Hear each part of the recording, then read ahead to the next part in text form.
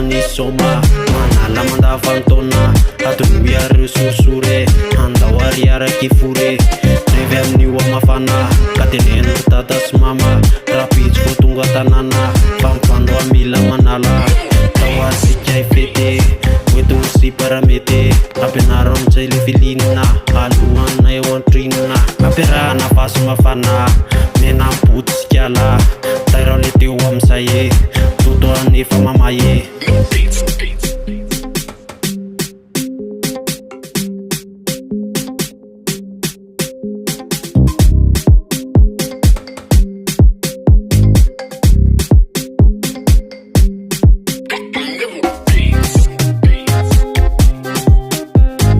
Represente RXH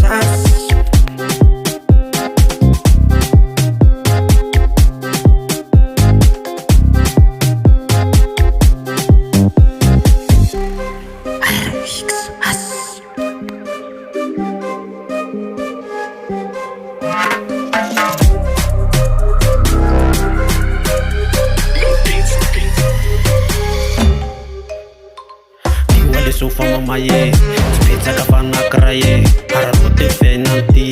fantansa mila mandeha sy vasofana totonge miala amin'io ny temone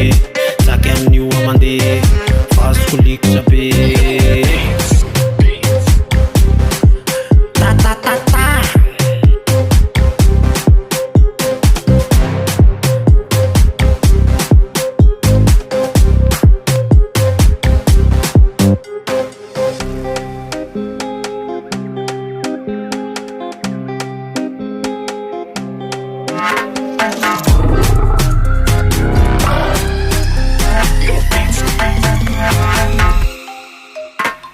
Seraka makasisine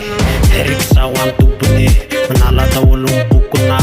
rafa wanfutine seraka makasisine RXH wantupune manala tawolo mpukuna rafa wanfutine kiar mera manala tawati saratala penam putskala akotran sain para revem ni wamande serera kami pepe